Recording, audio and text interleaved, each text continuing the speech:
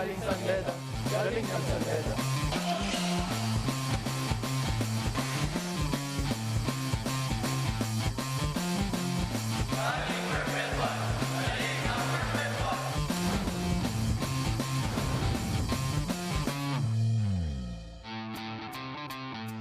Magandang tanghali sa inyong lahat mga kapamilya. Nagbabalik aksyon tayo sa loob ng PhilOil Flying V Center sa lungsod ng San Juan sa pagpapatuloy ng mainit na aksyon dito sa NCAA Season 94. This is live on SNA and it is Friday, October 12, 2018, and we have a triple header for you guys today, starting with this matchup, a key matchup between the University of Perpetual Help System DALTA Altos versus the Colegio de San Juan de Letran Knights. That's going to be followed by Mapua Cardinals versus San Sebastian Stags.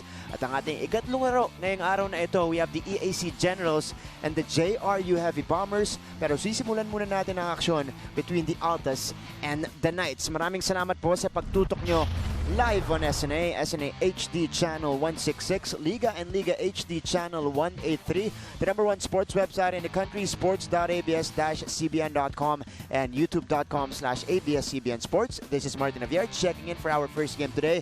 Kasama ko ngayon ang nag-iisang backcourt striker, si Mikey Reyes. Mikes, magandang tanghali. Magandang tanghali sa iyo, Martin. Unang-una, magandang tanghali rin sa lahat ng nanonood ngayon at kumakain ng kanilang mga lunch ngayon. Very, very exciting ball game. Yeah. Both teams nakuha na, na-clinch na yung kanilang Final Four berth. Pero yung third spot natin, up for grabs pa din as we look at our team standings. Tingnan mo naman, with the win by Perpetual today, they can actually tie itong Letran Knights para sa third spot. At magkakaroon tayo ng playoff dun sa dulo kung talagang they will finish the elimination round na tied sila parehas for third place. Pero Martin, di ko rin kasi alam kung ano mas gusto mo makakalaban sa Final Four. Lyceum o San Bede. Hirap po pili Kaya parang both teams will just try their best and then we'll see kung anong outcome. Ayan nga po ang paglalabanan ng dalawang kupunang ito dito sa ating laro. We are at the tail end of our elimination round here. At nung una nilang pagkikita dito sa ating season, it was a seesaw battle. Dalawang heavyweights, nagtitrade ng big punches doon. But in the end, the Perpetual helped Altas proving too much against the Knights. Nung round 1 meeting natin, it just goes to show how evenly matched these teams are. Yung firepower nila both on the offensive and on the defensive end, lumabas at talagang match na match itong dalawang teams na ito. We actually had 4 ties and 10 lead changes in that affair na talagang back and forth. Pero nanalo nga ang inyong Perpetual Altas ni Coach Frank Lim, led by their top point guard, Edgar Charcos, with a big offensive explosion, 27 points, 2 rebounds, and 4 assists. Sa kabila naman, si Mr. Triple-Double ng NCAA, 15 points, 8 rebounds, 6 assists. So another triple-double threat, potential triple-double threat dito sa game na ito. Tingnan natin kung sino sa kanila ang magigising. Kasi nga, they will need to lead their teams to a win for them na magka-chance dun sa third spot na yon. Pero Mikey, napakaaga pa sa ating first round nung una nilang pagkikita dito. Marami na nangyari, may mga dinagdag na rin silang players. But for the Perpetual help Altas in their last game, well, that was a win.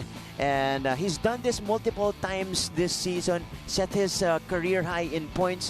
Nung last game against EAC, nag-set ulit siya ng career high 26 points para kay Kim Aurin. Well, first off, itong season 94 talagang breakout year nitong si Kim Aurin dito sa NCAA. 26 points, another career high for him, 5 rebounds, 3 assists.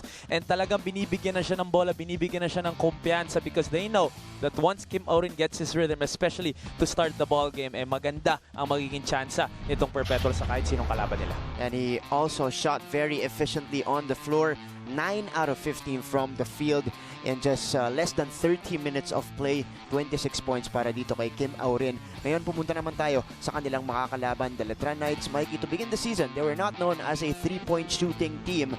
Pero ngayon, napakaganda na idadagdag nila to. This is another dimension to their game. And they also beat San Sebastian in their own game last contest via their 3-point shooting courtesy of these two guys, Bonbon Batilier and Koy Galvelo. Tama ka dun, Martin. Before we came into this season 94, ang pinag-uusapan ay yung front line ng Letran because one of the biggest front lines in recent years for the Letran Knights. But because of that front line, nagkakaroon ngayon ng open shots sa labas itong mga maliliit ng Letran, and Bonbon Batilier and Koy Galvelo really put up big numbers to help the front line of para i-space pa nila yung floor. At malaking bagay ito, once they hit their shots from the outside, magkakaroon ng a little bit more space sa ilalim for the big guys, and of course, in a Bong Quinto and their slashers. So if they can hit from the outside and inside, mahirap kalaban itong Letran Knights.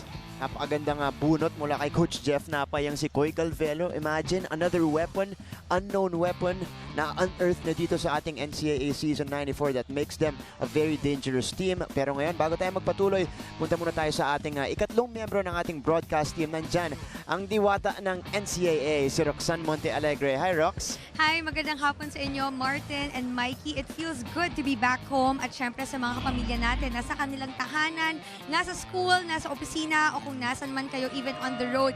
We invite you to join our conversations here sa NCAA. Just use our hashtag GalingNCAA at hashtag NCAA Season 94. At syempre, pwede rin kayo pumunta sa YouTube kung paalis na kayo at gimmick pa kayo mamaya. Pumunta lang kayo sa youtube.com/ABS-CBN Sports, and please also visit the #1 Philippine sports website, sports.abs-cbn.com/NCAA. Martin and Mikey. Maraming salamat, Roxanne. Abangan namin yung mga report mo. Pero susunod na po, mga kapamilya, banggaan ng Letran Knights at Perpetual Health Altas. Ngayon naman, kilalanin na natin yung mga starting lineups ng parehong kupunan.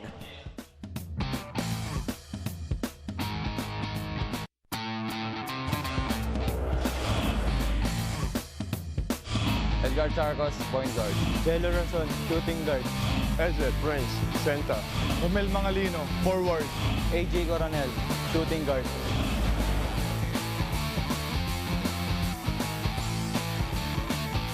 JP Calvo, point guard. Coy Galvelo, shooting guard. Larry Muyang, center. J.O. Ambohot, power forward. Bong Quinto, forward.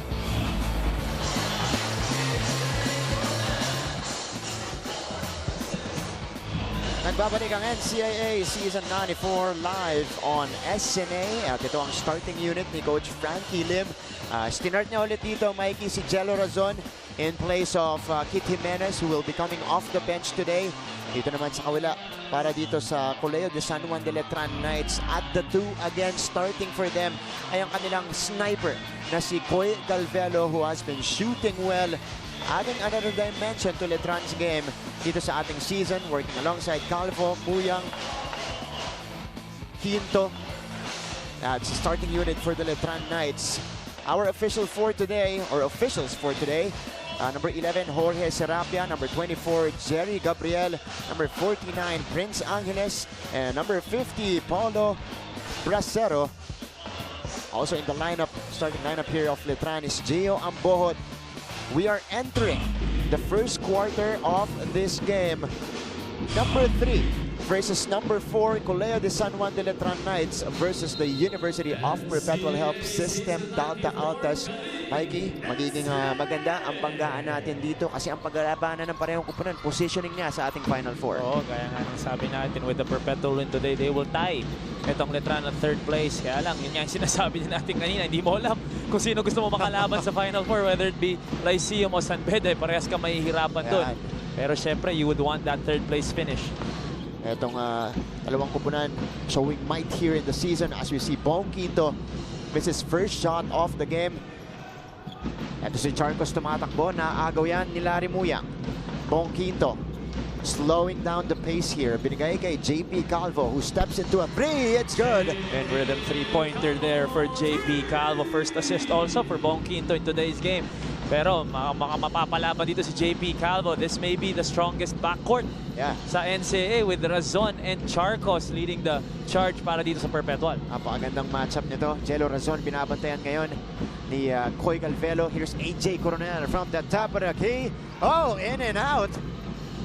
Would have been big para kay AJ Coronel to space the floor kasi dinodouble nila na maaga itong si Prince Eze sa ilalim kaya siya na-open doon. So, over a minute gone here. Only a basket scored by JP Calvo here. Calvo again, up and under, turns, takes the shot, it's good. And JP Calvo coming out aggressive here off the gates sa ating first quarter. First 5 points ng Letran, first 5 points nitong si JP Calvo. Wow, JP Calvo. Mainit sa panimula ng ating laro. Field goals natin, 2 out of 3. Yan po ang shooting ng Letran Knights so far. Jello Razon pumunta sa kanto. Bigay sa gitna. That is deflected by the long arms of Gio Ambohot at mapupunta sa Letran ng bola. And you talk about length. Ito talaga si Gio Ambohot. Ambohot, one of the lengthiest players in the league. Naman gaano kahaba yan as we look at multi-titled head coach, Coach Frankie Lim. May itong dalawang kupunan to, pareho silang may surprise dito sa gitna ng ating eliminations, sa gitna ng ating season because they added key players or they used key players dito sa Perpetual. Dinagdag nila si Kid Jimenez, another ball creator for them. Dito sa Letran, ang dinagdag nila si Coy Galvelo, mainly because of the season ender para dito kay Jeric Balanza, nabigyan ng mga minuto itong si Coy Calvero. Kaya hindi mo rin alam ang i-expect mula sa parehong teams ito. As we see Jello Razon there, scored the three-pointer. Tama yan ang mga magic bunot ng Letran off their reserve list. Pero ang hindi magic bunot, yung 3 points si Jello Razon, who has been really making a name for himself dito sa season 94 through that outside jumper. Speaking of Galvelo, lumapit, tumira, wala. And the rebound goes to Jello Razon. Here's Razon. Nagahanap ng kakampi, Charcos. Pinabantayan ni Ambohot. Charcos using that screen. Charcos goes around. No good on the lay-in. Rebound. One-handed rebound by the big boy, Larry Muyang. Quinto.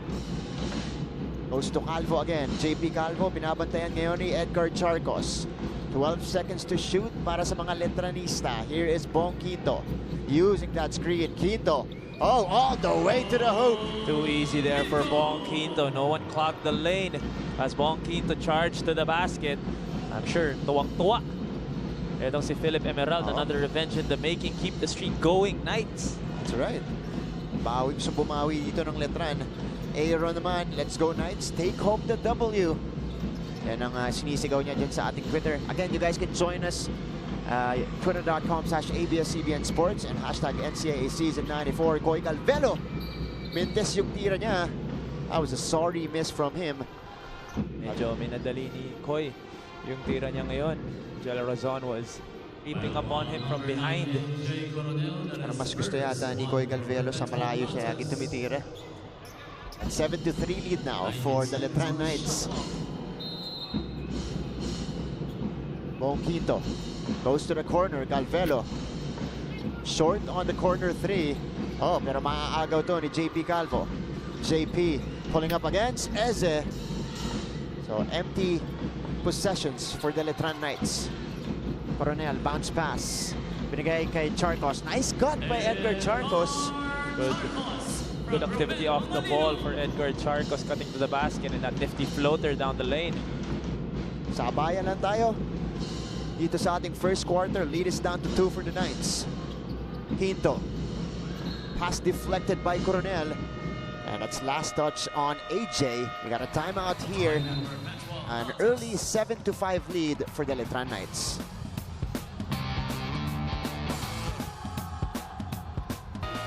Welcome back mga kapamilya dito sa NCAA Season 94.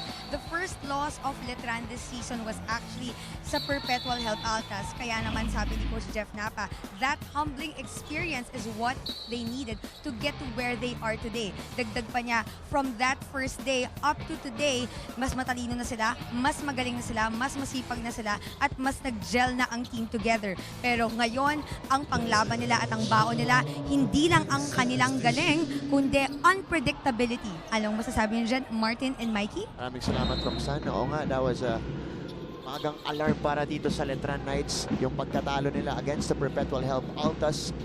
At tama ka din, Letran. They are very unpredictable now. They could go inside, they could go outside. Again, prominent front line. Pati na rin, nare-reveal na rin yung mga iba-iba nilang shooters dito sa team na to. That's AJ Coronel missing on the lay-in. And a foul here in transition galing dito kay Gio Ambohot. 5.5 remaining in our first quarter. Kitang-kita yung depth ng Letran every time you watch them play. Of course, you will always bring up Quinto, JP Calvo, Gio Ambohot. Yan yung mga matagal na. Yung mga, kumbaga, last year pa yung mga yung talagang gumagawa sa Letran. Pero if you look at their bench, you know, of course, you have starting center ngayon. Si Larry Muyang, nandyan si Fran Yu, nandyan si Bon Batilier, nandyan si Nandiyan pa si Mandreza, may Mandreza, Palagasay ka pa. A Palagasay. 6'6" player off the bench as well. Pajarito, nandiyan pa. Ayun, may Christian Farito ka pa. Grabe, no? Oo. Here's Galvelo, galing sa kanto, knocks down his first triple of the game. And that's his calling card. Itong si Galvelo. Yan yung dahilan kung bakit siya nandyan to start the ball game off for Coach Jeff Napa. And that's to spread the floor for everyone else. At Mikey, yung mga player din ni Coach Jeff Napa, lalo-lalo na yung bench players niya, yung second unit dyan, they're just not good scorers. As you see, there's a corner triple by Coy Galvelo. They're very tough defenders as well. Oo, importante yun, especially when you put in that second group. Ayun si Taladua. Oo, may Jeremiah Taladua pa. Kanina, yan yung, kumbaga, yan yung calling, yun yung kailangan nilang gawin is to sustain ko naman na i-start ng starters nila, and that's through defense. Pero ang kaganda niya, may defense na may offense pa. Itong bench na to. And that's gonna be a foul early here against Larry Buyang. That's fouling Prince Eze inside. Let's see the lob here. Hello play. Prince Eze just too long there for Larry Buyang. Nagbabalitan nga sa starting unit dito ni Coach Jeff ngayon. Ang pinagsimula niya si Gio Ambohot, pero minsan ginagamit niya for majority of the season si Christian Farito ang nakikita natin sa starting unit niya. Usually off the bench si Gilas Cadet, Gio Ambohot. Pero ngayon ikot niya, yung kagandaan yung luxury na meron si Coach Jeff na apat na malalaki that they could all start actually in other teams. Yeah. That's right. Here is Bong Quinto. JP Calvo, 0 out of 4 sa free throw line. Itong Perpetual help. Ambohot from the baseline, nothing but net. Oh, that's big para kay Gio Ambohot to get Prince Eze out of the lane doon. Kakailanganin siyang i-challenge doon. Malaking bagay yun, especially when you go up. One of the best shot blockers or the best shot blocker in the league itong si Prince Eze. Pero mabilis naman sa kabila. Natawagan siya ng personal foul. And that's the threat that Gio Ambohot can give. He can give you the height, the length. Pero may shooting touch din yan. He has improved his shooting in the off-season. Ito, yung papalitan muna ni Christian Fajarito si Gio Ambohot. Ito naman sa kabila, papasok na si Kit Jimenez at saka si Kim Aurin for the University of Perpetual help Prince Eze. You see his numbers there. Number 2 in scoring, number 1 in rebounds, and number 1 in shot blocking in the league. Bong Quinto surveys the floor. They swing it around. They go to the post. Balik sa labas kay Quinto. He's got range. Quinto will back down against Charcos. He's got the height advantage. Quinto goes in. Oh, great ball movement. Interior passing for Letran. That led to that basket for Larry Buyang. Interior passing at its finest. Quinto to Fajarito, ending up with Muyang for the 2 points. 8-point lead now for the Knights. Babalik tayo sa NCAA Season 94. Vivo V11 perfect shot and perfect passing as well for the Letran Knights. That's Larry Buyang ending up with a basket underneath of the pass from Christian Fajarito. And it's now an 8-point lead for the Knights here early in the first quarter. 14-6 with 6 minutes eclipsing here in our first frame. And assists natin, you see here the passing of the Letran Knights. 4 assists right away. Dalawa lamang para dito sa University of Perpetual help. 4 assists in 6 field goals made so far. That's 50% shooting so far for the Letran Knights. Nandito si Cole Galvelo. Matatawagan ng personal foul. Gio Ambohot umupo muna kanina because of the 2 personal fouls. And this is Kit Jimenez. Again, coming off that injury na itinamo niya nung off-season nila, kaya pumasok na siya dito mid-season, second round na natin sa NCAA Season 94. Pero nakita natin, unti-unti, nakukuha na niya yung rhythm niya, nakukuha na niya yung speed dito ng laro sa NCAA. As we see them there, miss both free throws. So the Perpetual help Altas 0 out of 6 from the free throw line here. Bagay yun, free throw story, kasi diyan ka rin makakakuha ng kumpiyansa tsaka ng rhythm. Yung mga ganong libreng tira. Unfortunately, they wasted 6 points. Oh, make that 1 out of 8 already, Mikey. 7 points. Wow. Sayang yun. Ito, papasok na si Bonbon Padillier, one of the scorers off the bench para sa Letran. Charcos. Eze from mid-range from 17. Wala yan. Jimenez with a rebound. Pajarito breaking up the play. And that's going to be last touch on Letran. 12 seconds to shoot for the Altas. Jimenez will start the play here. Edgar Charcos. Hinahanap si Aurin. Kim Aurin. Using that Eze screen. Aurin against Quinto. The step back J. Masyadong malakas. Charcos ending up with a long rebound. And a fresh 14 for Perpetual. Coronel from the corner. Wala pa rin yan para sa Perpetual help.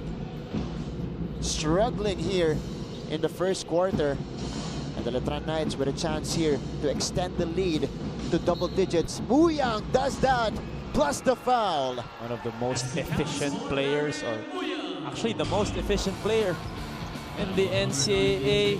Konting tira lang ang kailangan nito, but he will give you points. Talking about Larry Muyang, always at the right place at the right time. And those soft hands, Martin, always fun to watch itong si Larry Muyang. First double-digit advantage here for the Letran Knights. Bonus free throw coming when we return.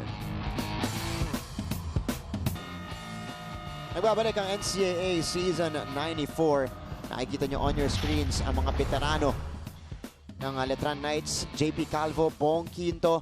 Look at their playmaking here, Mikey. 15 assists sa kanilang dalawa lang galing. Yan ang kagandahan ng dalawang ito. Hindi man sila masyadong uminit in terms of scoring. They will help you in other ways. JP Calvo with 8 assists. Bong Quinto with 7 of his own.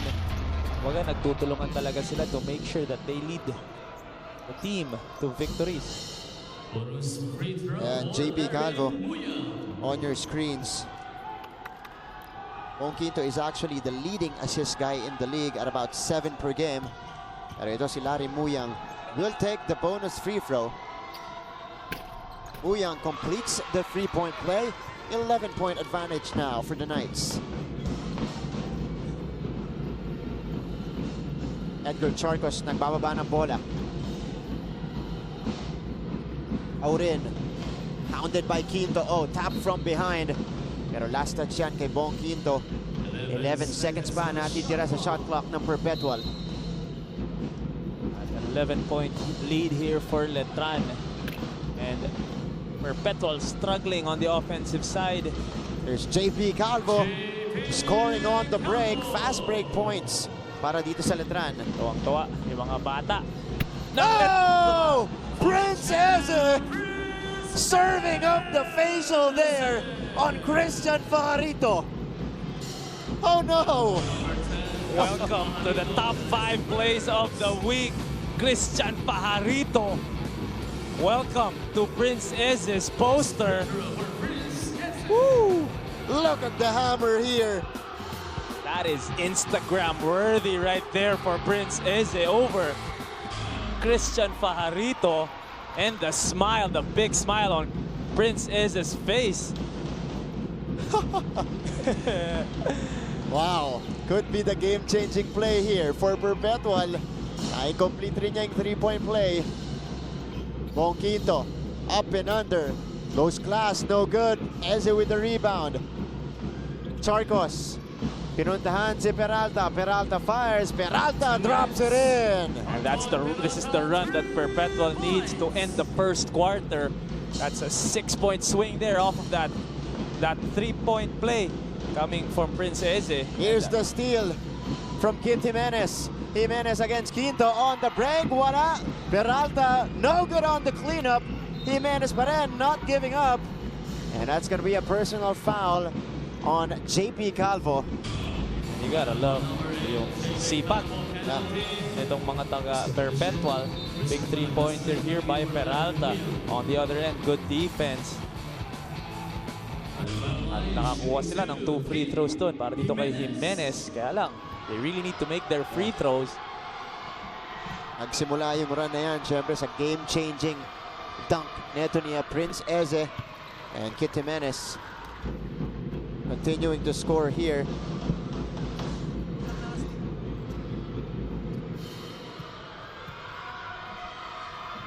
Kit Jimenez, one of the, Baga, prototype. Oo, di ba? Prototype. No, that The frame. 30 Ravenna of NCAA. Body type eh, no? Kahit sino pwede pagkain eh. Here's JP Calvo. Coach Jamaic nandiyan sa taas. Coach Mike ba yan? Nag-coach din eh. Nagko-coach, coach. Ball tapped out of bounds. And that's going to be a shot clock violation on the Letran Knights. 4 out of 11 from the free throw line. Itong Perpetual help. Imagine if they made probably 3 or 4 of those. But that's one thing that Perpetual is doing here is being aggressive, getting 11 free throws already. Sa kabila, isa pa lang ang problema. Hindi na shoot ng Perpetual ang kanilang free throws. Ito si Bonbon Batelier, mga tatawagan ng personal foul. Kaya tulak mula sa likod on Kite Jimenez. So Jimenez again sending himself to the free throw line here with Letran in the penalty. And a chance for Perpetual to make a late quarter push in our opening frame. Kite Jimenez knocking in the first. Celis now in for the Knights.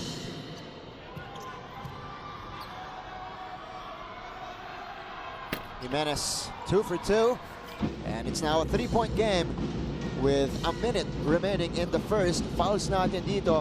Dito naman bumawi ang University of Perpetual help, getting 8 fouls in the first quarter against the Knights.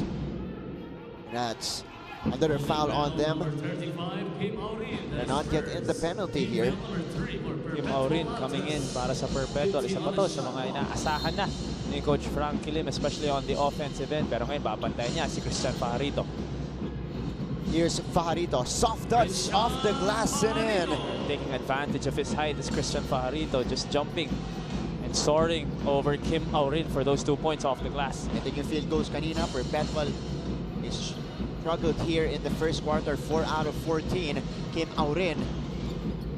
Binigay kay Eze sa loob. Binabantayan ng dalawang Letranista. Doesn't matter. He scores.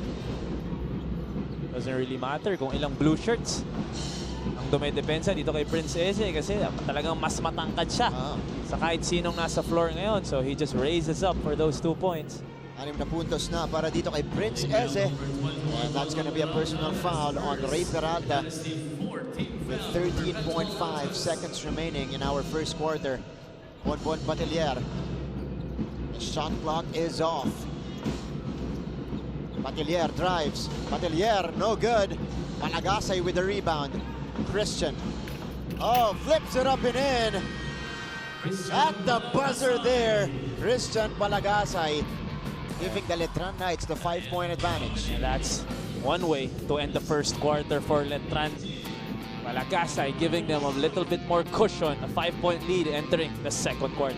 Ito yung highlights ng ating first quarter. JP Calvo leading the way for the Letran Knights, scoring 7 points in the first.